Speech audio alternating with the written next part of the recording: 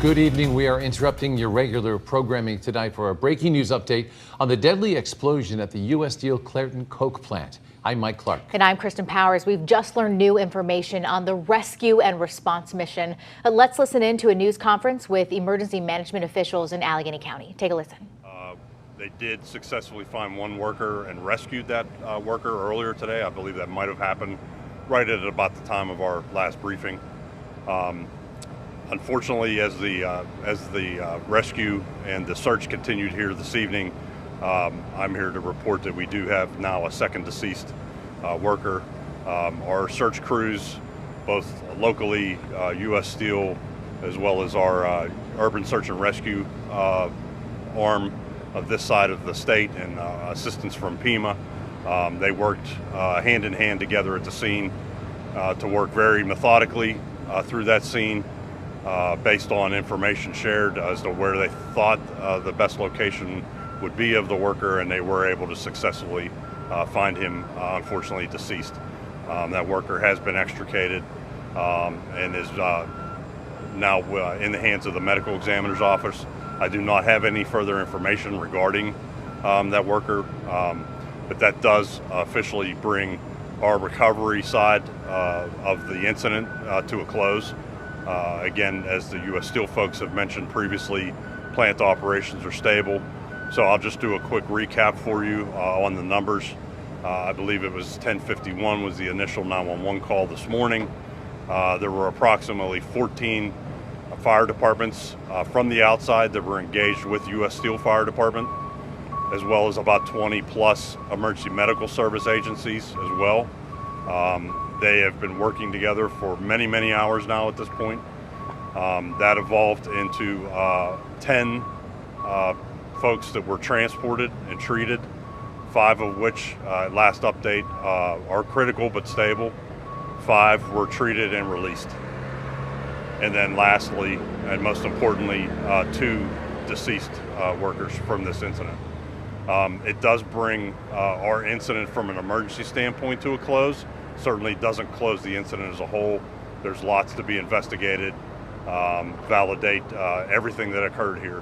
And our crews will continue to be here assisting U.S. Steel in that process of reviewing what occurred. I believe that's all the updates that I have. Certainly will allow U.S. Steel to speak if they have any comments to add to that. Thank you. So as the chief said, really our focus at this point in time has been the rescue efforts for our employees and the treatment for those injured.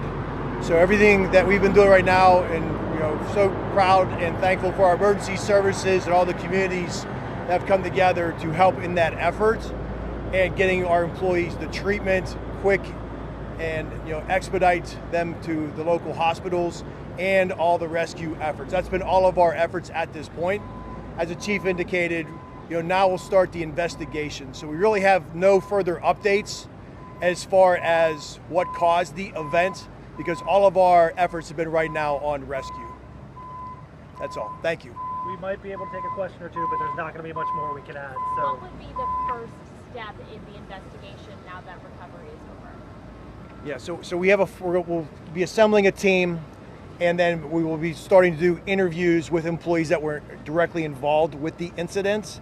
We'll bring in outside experts as well as our own company experts that we've flown in to help with the investigation, but we're just getting that underway. Can you describe what exactly is damage and the extent of that damage? Yeah, right now we cannot. I mean, we had an explosion at the 1314 battery, but the extent of the damage is not known because all of our efforts have been focused on recovery. Are you going to be making coke tomorrow here still? So one of our coke units, the first unit coke batteries are still producing. The rest of the plant is stable and secure, so there's no additional impact as far as any gas or utilities. So we will be making limited coke, but that's not our priority tonight. Would you describe it as catastrophic damage? Right now, no. We don't know. We can't describe it of anything yet. Until we can get in there and assess what that damage is, we do not know that just yet. all right, guys, we're going to wrap it up for tonight. That's going to be our last update for this evening. Anything else that comes out, we'll give you guys the appropriate heads up. most likely tomorrow at some point. So, thank you. All right, so you just heard that update from Allegheny County Emergency Services as well as U.S. Steel. A sad update tonight. We're learning that new information that they did find another worker who is dead. That now brings the death total to 2 people from this explosion. And they were talking about how their teams really worked hand in hand to search and recover anyone who may be down there. They're now saying that recovery aspect of this incident is closed. Matt Brown was giving us an update. We'll have much more on this. Pittsburgh's Action News 4 reporter Felicity Taylor is on the scene right there at that news conference, and Jordan Siopa is also covering this tonight. Be sure to join us tonight at 11 o'clock for the latest. And we do understand just how impactful this is for our community.